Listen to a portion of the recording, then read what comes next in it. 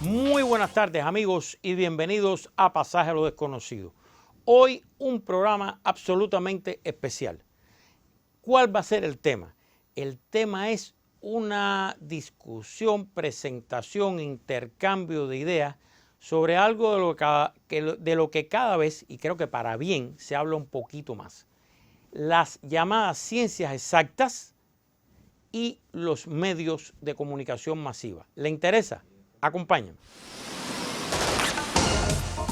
¿Y por qué les decía que el programa es absolutamente especial? Porque tiene un invitado de lujo, absolutamente de lujo.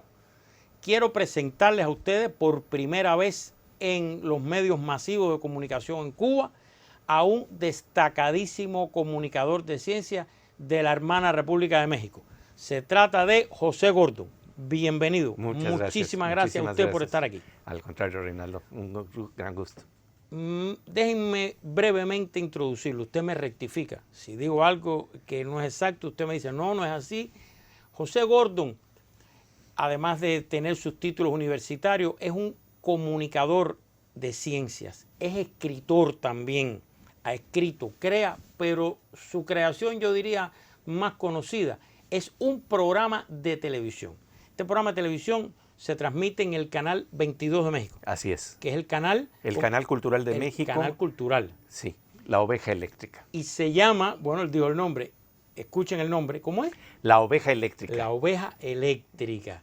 Ya eso les da una idea. ¿No tienen idea? Vamos a ver un fragmento de este programa.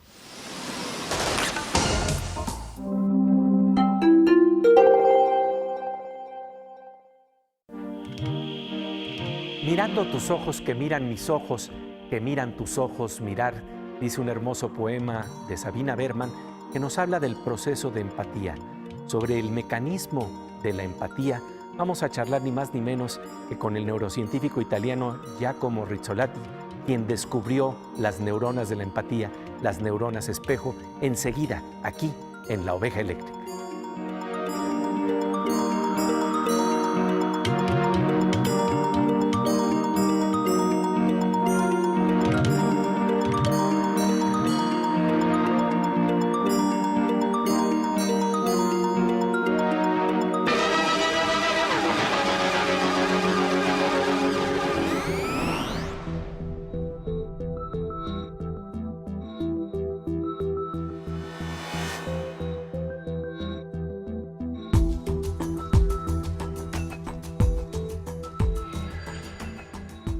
Giacomo Rizzolatti, thank you very much for this interview for Channel 22 in Mexico. Well, thank you for inviting me.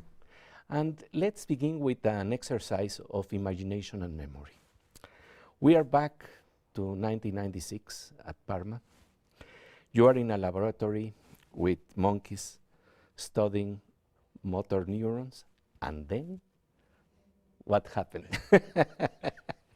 Well, we were studying the motor system, and of course motor system is something with production of movement.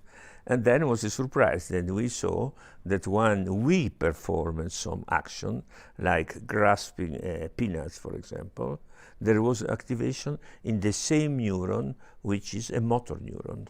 So motor neuron fire when the monkey is grasping, and then surprise, it's firing also when I am grasping. And of course we were a bit scared, that could be an artifact, maybe something wrong, maybe monkeys moving. We did many controls, and then we became convinced that it's true, that we have mirror neurons. For having this kind of discoveries, you have also to be ready to go into the unexpected, because maybe the data is there, but you don't recognize it. So that means that you had some kind of feeling. Absolutely good point. I think one of the merit of scientists is to see what other people may neglect, to have the courage to see events and say, oh yes, that's true. I have not expected that. You know, usually people think that musicians have talent, mathematician has talent. biological scientists have no talent, it's just mechanical people, which is not true. For example, Thorsten Wiesel wrote just an essay saying that a good scientist have talent, and talent is what you said before. To see unexpected in something which other people say, oh, well, that's, who cares?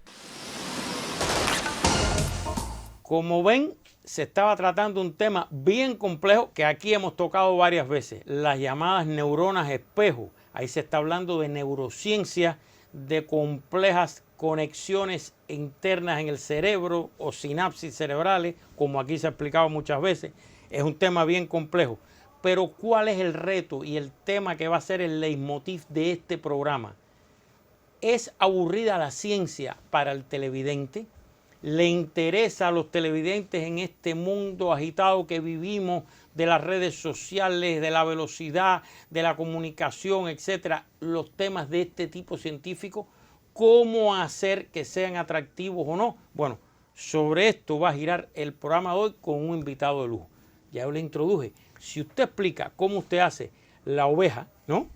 La oveja eléctrica. Así es. Si usted nos explica cómo lo hace, a lo mejor quizás nos esté dando su respuesta a estos temas. Así que adelante. Gracias, Reinaldo. Nos hablamos de tú, ¿verdad? Como usted decida. Así que si Sí. tú nos explicas cómo se hace la oveja eléctrica, bajo qué filosofía, qué tú crees de estos temas, creo que sería excelente para empezar. De entrada, con la complicidad de la mirada del espectador. Aquí, de alguna manera, sigo la idea del poeta Antonio Machado. El ojo que ves no es ojo porque lo mires, es ojo porque te ve. Y entonces de lo que estamos hablando es que cuando estamos platicando la aventura de la ciencia, estamos hablando de una gran narración del mundo. Lo fascinante de la ciencia es que nos está contando historias. Y son historias que tratan de explicarnos de dónde venimos, cuáles son los misterios del cerebro, cuáles son los misterios de entender las formas más profundas de la naturaleza, cómo funciona la vida, por qué se expresa la vida. Son grandes preguntas y hay grandes historias. Lo que se nos ha olvidado es plantear que son narraciones fascinantes. Y creo que lo decía muy bien un escritor que ganó el premio Nobel, Bashevis Singer, decía que el primer mandamiento de la escritura es no aburrirás. Y si empezamos desde ese término, cuando estamos hablando de ciencia, realmente estamos hablando de entender nuestro cerebro, entender cómo es posible que yo pueda comprender lo que está pasando en tu interior. Esto es lo que planteamos al principio en este programa, un fragmento de una entrevista que hicimos con Giacomo Rizzolatti. Y cuando te das cuenta de las historias... Nos explica quién es Giacomo Rizzolatti sí, para el que no lo conozca. Sí, Giacomo Rizzolatti es un investigador italiano que en la Universidad de Parma, en 1996, él me cuenta de alguna manera cómo se da este descubrimiento de lo que se conoce como las neuronas de la empatía o las neuronas espejo, que son las que nos permiten tratar de ver si de alguna manera podemos entrar dentro de la caja del cerebro del otro. Porque hacemos hipótesis de lo que está ahí detrás de la mirada del otro, pero realmente entender lo que pasa, cómo es posible. Y resulta que él estaba en la Universidad de Parma en 1996 haciendo investigaciones, y la leyenda urbana que él me cuenta, que es muy divertida, es que estaba haciendo investigaciones con unos monos para tratar de ver lo que son las neuronas motoras, cómo funcionan las neuronas que ponen en movimiento las manos. Y entonces para ello tenían unos monos con electroencefalogramas para hacer las mediciones cerebrales, y en ese momento, y ponían unos cacahuates para que en el momento en que el mono tomara el cacahuate vieran qué neuronas estaba encendiendo y se estuviera haciendo el mapa, el registro de lo que son las neuronas que ponen en movimiento al cuerpo, las neuronas motoras. Pero resulta que cuando terminó el experimento, todavía estaba uno de los monos con sus arreos, con sus electroencefalogramas colocados, y en ese momento uno de los investigadores vio los cacahuates y los empezó a comer, como si fuera botana. Pasó de ser un experimento a una botana. Y en ese momento al mono se le encendieron las neuronas. Y entonces se descubrió que ver es como hacer, que el mecanismo de ver de alguna manera está haciendo una réplica, un espejo de lo que está pasando en el otro. Es por eso que se nos hace agua a la boca cuando alguien está comiendo, porque ver es como hacer. Es por eso que cuando vamos al cine, un ejercicio que propongo que es muy interesante, es que cuando veamos la escena de un beso, en vez de ponernos a ver lo que está pasando en la pantalla, nos volteemos a ver a los espectadores. Si en ese momento pudiéramos encender y hacer visible lo que está ocurriendo en el cerebro en términos de cómo se están conectando las neuronas, veríamos cómo a todos se nos está haciendo agua a la boca con lo que está pasando en la escena del beso. Ver es como hacer, son las neuronas de la empatía. Bueno, este tipo de historias que tienen que ver con el rigor de la ciencia, con el rigor de los estudios sistemáticos, eso es lo que realmente ver el camino de investigación, el camino de descubrimiento, el camino de la intuición que lleva a ciertos hallazgos, creo que es fascinante porque, como me contaba un amigo que es científico de biología evolutiva, en el momento que entendemos el proceso de la evolución de Darwin, nos volvemos todos Darwin.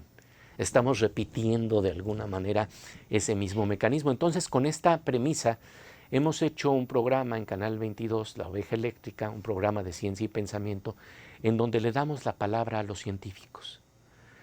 Ellos son los que tienen la voz. Ellos son los que nos van a contar las historias. Y vamos a tratar de hacer la investigación adecuada para que cuando se pregunten las preguntas que se tienen que hacer, si están bien planteadas las preguntas, si hay este interés y atractivo de verdad conocer el mundo del otro, el científico va a contar su historia de una manera en que se puede entender más fácilmente sin banalizar lo que está investigando, pero sí también tratando de entender ese mundo. Yo me acuerdo que pues, el problema que tenemos a veces en el periodismo es que cuando no están hechas las preguntas y la preparación adecuada, bueno, yo me imagino que alguien que ha dedicado 20 años de su vida a hacer una investigación debe de sentirse verdaderamente entristecido cuando le dicen, oiga, ¿y usted qué hace, joven? Pues ahí terminó la entrevista, ¿no? Realmente no hay interés, no hay ganas de conocer el mundo, y cuando de verdad, en términos de la entrevista a un físico, estamos siguiendo el hilo de lo que son los misterios más finos de la naturaleza y tantos años para tratar de ver cómo en colisionadores de partículas chocan las partículas y se abren los misterios de esos tejidos tan finos del mundo, realmente sí se vuelve fascinante.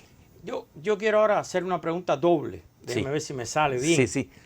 Aquí en Cuba tenemos un centro de neurociencia de primer nivel mundial. Fíjese si es así. Y ese centro, cuando ni siquiera era un centro nacional, era un pequeño grupo, empezó a colaborar con este programa que tiene ya 25 años de sus inicios. Yo diría que son parte de este programa.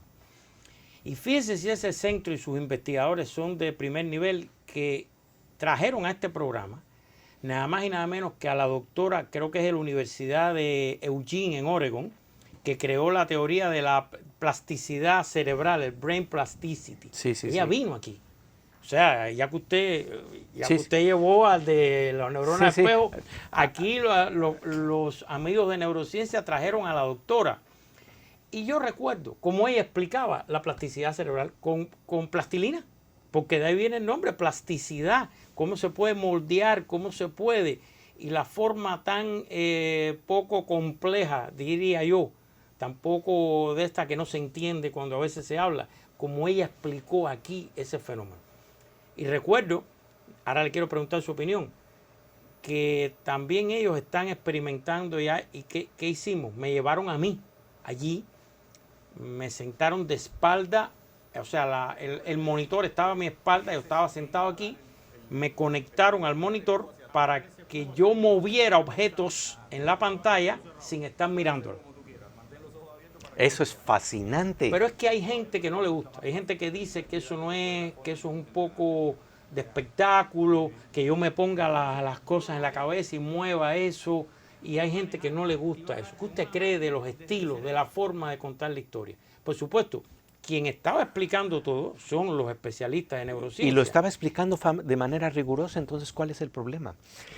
Realmente es riguroso la forma en que ella lo explica, entonces eso es lo importante. Ahora, ver cuáles son las repercusiones de la ciencia no es una cuestión de espectáculo, es una cuestión de ver exactamente qué implica precisamente el entender cómo funciona la mente, cómo un impulso cerebral se puede traducir de tal suerte que personas que no tienen brazos pueden mover un brazo robótico de alguna manera con una interfase entre el cerebro, la computadora, la mente y el brazo robótico. Es verdaderamente algo que sí es fascinante, pero es real. No se está inventando nada. Es que lo que pasa es que creo que la ciencia tiene que ver con el asombro y la curiosidad. Y ese es un elemento que no hay que eliminarlo de la ecuación.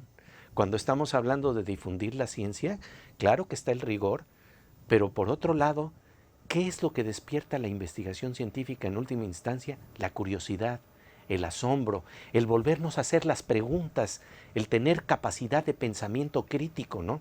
Y el volver a ser como niños de alguna manera, y ser niños no tiene ningún problema de que, bueno, pero es que te fascinó el mundo. Bueno, es que nos debería de fascinar el mundo. Me acuerdo que hay un escritor brillante, Bruno Schulz, que fue traducido en México por Sergio Pitol, que decía, debemos madurar hacia la infancia. ¿Cómo es la frase? Debemos madurar hacia la infancia, hacia la curiosidad, hacia la capacidad de asombro, hacia esa mirada en donde de repente se enciende la mirada, porque uno desea entender. Y no hay momento en la educación más fascinante que ese momento invisible pero real, en donde se le enciende el ojo a un niño o una niña porque entendió algo o porque se abrió a la belleza. Bueno, pues eso se tiene que reproducir en los medios de comunicación. Hay otro tema polémico. Nosotros aquí en este programa hemos hecho muchos debates, por ejemplo, sobre los famosos extraterrestres o no, presentes aquí, si el Área 51, si los gobiernos ocultan, si los extraterrestres, si hubo abducciones, gente que dice que sí, gente que dice que quiere creer, gente que presenta pruebas. En Cuba, cubanos que han presentado esto, gente que dice que no. Hicimos otro programa, por ejemplo, sobre el terraplanismo. Es una tendencia que ha crecido increíblemente en los últimos tiempos, pero a la hora de hacer el programa, por supuesto que teníamos que presentar a alguien explicando qué cosa es el terraplanismo. Después venía un doctor en ciencias pedagógicas de geografía y alguien que cariñosamente llamamos aquí nuestro astrónomo mayor, un astrónomo cubano. Por ejemplo, por cierto, muy amigo de Julieta. Julieta Fierro. Julieta Fierro, sí. Estuvo en gran este amiga programa. también. Julieta estuvo en este programa, no está la imagen de ella porque se ha perdido aquí, no existe ya en la televisión, pero ella estuvo en este programa y ella, con todo el pedigrí de títulos que tiene, ¿qué hizo al final del programa? Pues despidió ella, yo le pedí que despidiera y se paró a cantar Los marcianos vienen ya bailando cha-cha-cha. Lo hizo Julieta en este programa, yo me recuerdo perfectamente lo hizo. Entonces, ¿usted cree que se deben presentar esos temas y analizarlos? ¿O no se deben analizar, no se deben presentar? Yo creo que todas las preguntas son válidas, todas las preguntas. La forma de responderlas es ahí en donde estamos con ciertos problemas. Si el matiz es amarillista, es una cosa, pero si el matiz es verdaderamente tratar de entender qué somos dentro de todo este universo, y si sentimos que nos sentimos chauvinistas cósmicos pensando que somos los únicos que la única inteligencia, la única forma de inteligencia que puede ser posible en un universo tan vasto. Bueno, pues hay personajes como Stephen Hawking, ¿no? que sí se hacía este tipo de preguntas, o como el mismo García Márquez, porque son preguntas que están ahí y que uno de verdad, cuando ve las estrellas en la noche, uno se queda pensando si realmente somos el único filamento de inteligencia que puede preguntarse sobre el universo. Claro, lo importante es matizar, acotar y plantear cuáles son los hallazgos reales en torno a esto. Mire, yo quiero invitarlo a usted, a los amigos. Mire este fragmento que nosotros encontramos. Este es una joyita, yo lo encontré de casualidad, buscando. Aquí están Stephen Hawking, en un mismo programa de televisión, un estudio, Stephen Hawking, Arthur C. Clarke, el que escribió 2001, La Odisea del Espacio. Sí, claro. Y Carl Sagan. Hablando de eso, precisamente de todo este tema de si, pero hay que ver la forma en que ellos hablan. Yo le quiero invitar a usted, a los amigos, que vean esto, porque nadie puede dudar ni de Arthur C. Clarke, ni de Carl Sagan, ni de Stephen Hawking desde ningún punto de vista. Y a mí lo que me llamó la atención de este fragmento que le vamos a presentar es cómo hablan ellos. Vamos a verlo un momento.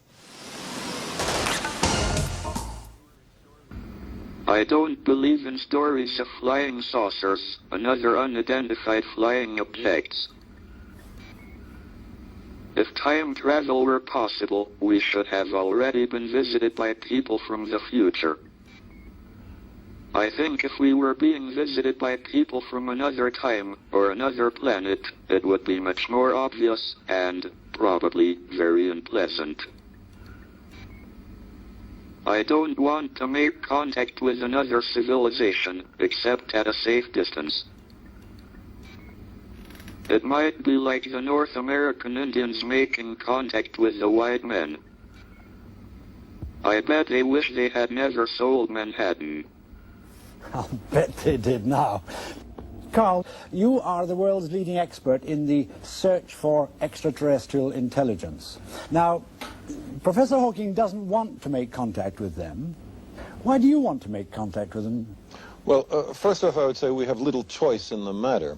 That is, we have already announced, or rather I should say, Magnus, you fellows have already announced the fact that there is a low-level technical civilization in this part of the galaxy, because television programs get out at the speed of light,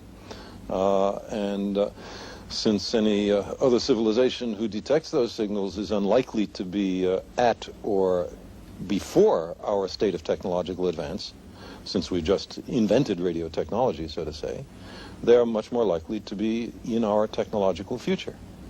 And the question as to whether their intentions are benign or otherwise is, of course, of interest, but we have nothing to say about the matter. So therefore, I think we might as well hope that it's benign if they're out there. From my point of view, the search for extraterrestrial life, and especially the search for extraterrestrial intelligence, is one of the key philosophical, scientific, and human questions that have been posed. But we are at the very beginning of searching. Surely it is important for us to know the answer. One thing that interests me a great deal is the way in which the public perception of beings from outer space have changed over the years. They used to be the baddies, but now there's a sort of optimistic feeling that any extraterrestrial life is, if not benign, is at least not as hostile and aggressive as one used to fear. Is this the drift of your writing as well, Arthur? Your thinking? Yes, I'm an optimist, and I believe that any malevolent super-civilization would rapidly self-destruct, as we may be in the process of doing ourselves. So if we do have contact, physical contact with aliens, I think it will be benign. My frivolous mind is much If there are taken. very intelligent beings reasonably near, why have they not visited us? Well, that's a very good question. Let's throw it right across to Arthur Clarke. There are literally dozens of answers to this. They may have come in the remote past. They may be visiting us every 10,000 years. I mean, the universe is a huge place, and even if there are fleets of survey ships going all over the cosmos, we shouldn't expect visitors less than, I say, every 1,000 years or so. They may know all about us, and they may have put a quarantine around our planet for pretty good reasons. They may be totally uninterested in us. They may be so much higher that they, we just beneath contempt, if you like. But you can speculate endlessly. I think we should just wait and try and get more evidence. Bueno, acabamos de ver este fragmento para mí antológico, estos tres gigantes juntos en este programa. Porque son curiosos, siguen manteniendo la curiosidad, no tienen todas las respuestas, pero sí tienen las preguntas. Y también saben acotar hasta dónde están de alguna manera extrapolando algo que todavía no se ha comprobado, pero que también, por otro lado, hay que ver todos los argumentos, sopesar, para ver en qué punto estamos en estas grandes preguntas. Y fíjate, algo interesante en este contexto es que no hay que olvidar que la ciencia tiene esa chispa que permite que realmente lo que entendemos en el mundo tecnológico sea asombroso. Arthur C. Clarke precisamente decía que toda tecnología suficientemente desarrollada es indistinguible de la magia. Es decir, ¿cómo es posible simple y sencillamente que nos comuniquemos por la televisión? Porque hemos tenido una tecnología tan desarrollada que cruza paredes, cruza mares, y una imagen que está aquí encerrada en un estudio, de repente flota en el aire y se puede decodificar en otro lugar. Esto antes sería considerado magia.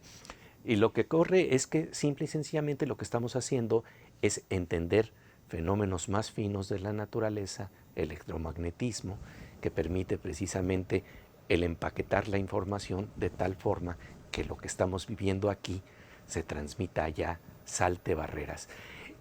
Pero ese asombro no se nos debe de quitar. Y eso es lo que, entender por qué funciona, eso es fascinante. Pero vuelvo a insistir, creo que la clave es el asombro. Doctor, tenemos un pequeño problema.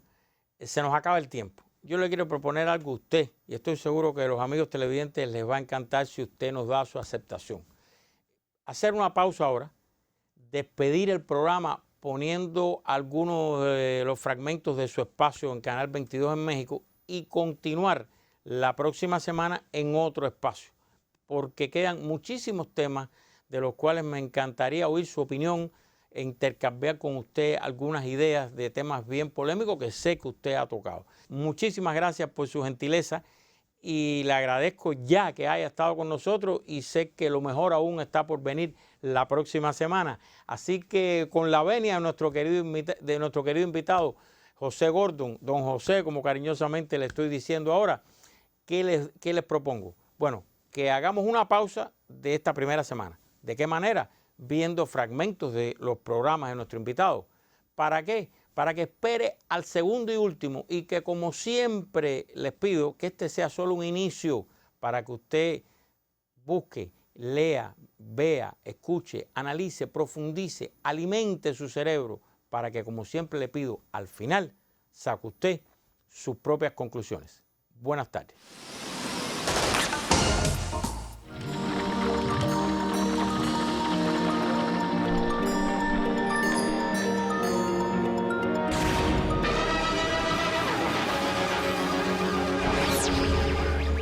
Bienvenidos a la Noche Cósmica de la Oveja Eléctrica, aquí en Canal 22, en donde hoy conversaremos sobre el pensamiento de Albert Einstein.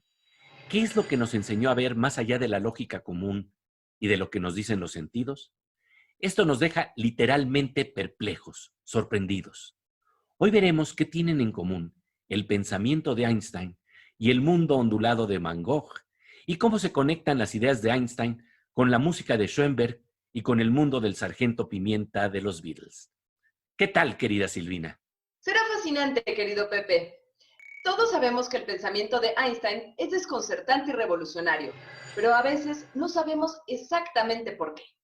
Para ponernos al día, Pepe Gordon conversa con los destacados físicos José Edelstein, de origen argentino, y Andrés Gomberov, de origen chileno, autores del libro Einstein para perplejos, que nos permite apreciar la inteligencia y la imaginación de este gran científico que simboliza la genialidad, pero cuya obra ha permanecido distante para el público general. ¿Cómo imaginaba Einstein a un universo que desafía nuestras nociones?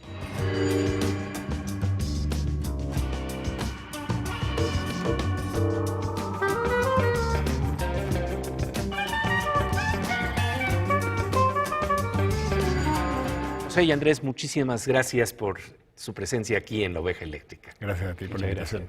Y bueno, para hablar de este libro que se llama Einstein para perplejos, en donde precisamente ustedes tocan un tema que es fascinante, el problema que tiene la ciencia para leer entre líneas. Y si alguien supo leer entre líneas en la naturaleza es Einstein. Hablemos precisamente de estos hallazgos que nos permiten ver más allá de las apariencias.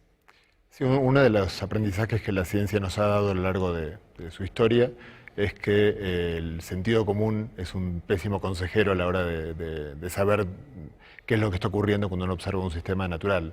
En general, el sentido común está plagado de nuestros prejuicios, de las limitaciones de nuestros sentidos, y leer la naturaleza entre líneas es de algún modo ver en fenómenos que aparentemente no tienen nada que ver con teorías más complejas, ver entre líneas, en los entresijos, cómo aparecen cómo otros fenómenos más complejos son responsables de aquellos que estamos viendo, por así decirlo.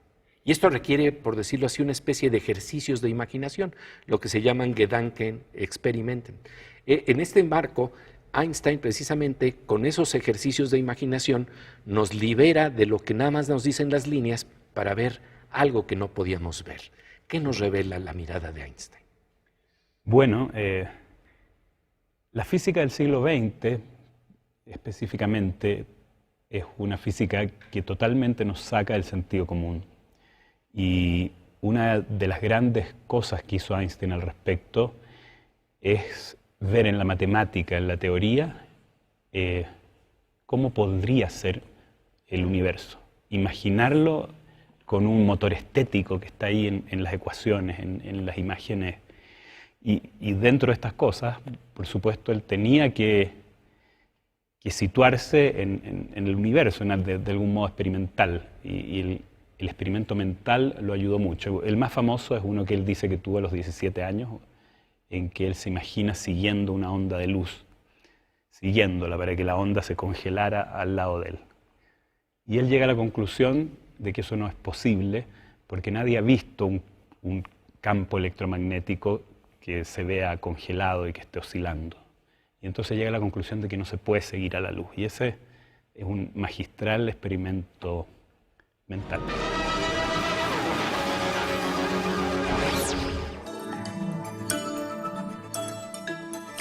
Pepe, es un gusto saludarte a ti y a la audiencia que nos está viendo en casa. Hoy les quiero platicar de un tema que me pareció muy curioso sobre cómo los robots podrán interactuar con los perros en un futuro. Si alguna vez se lo habían preguntado, yo creo que aquellas personas que usamos asistentes de voz hemos notado que a veces medio reaccionan las mascotas, medio no. Y justo la Universidad de Yale se preguntó, bueno, ¿tendrán alguna especie de interacción robótica social los caninos con los androides? Y la respuesta fue muy curiosa porque hicieron un estudio en el que participaron más de 30 perros y primero les pusieron un robot para que vieran si había una interacción entre ellos. Los perros no respondían al principio, simplemente cuando si el robot hablaba, entonces el robot les decía su nombre, entonces los perros reaccionaban, algunos sí, otros no. Y algo también interesante es que a veces el robot les decía ciertos comandos como que se sentaran y algunos perros respondían y reaccionaban. No reaccionan a las bocinas o a las asistentes de voz o a los comandos si no hay como una presencia física. Y tampoco se sienten intimidados por algunos robots que tienen características similares a lo que sería un perro, como es el caso del robot Aibo, en donde en vez de sentirse intimidados o verlo como una competencia, simplemente no le hacían caso.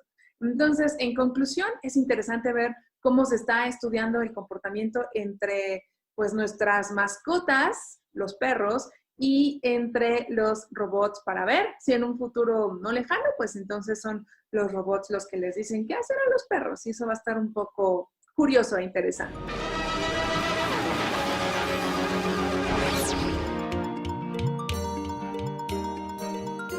Estamos de regreso en la noche cósmica de la oveja eléctrica, en donde nuestro tema el día de hoy es cerebro, poesía y el vuelo de la inteligencia.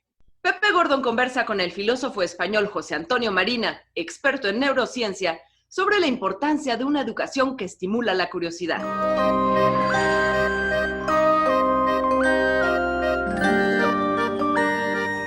Llegamos así al final de esta conversación, planteando que la educación se trata nuevamente de recuperar la capacidad de asombro.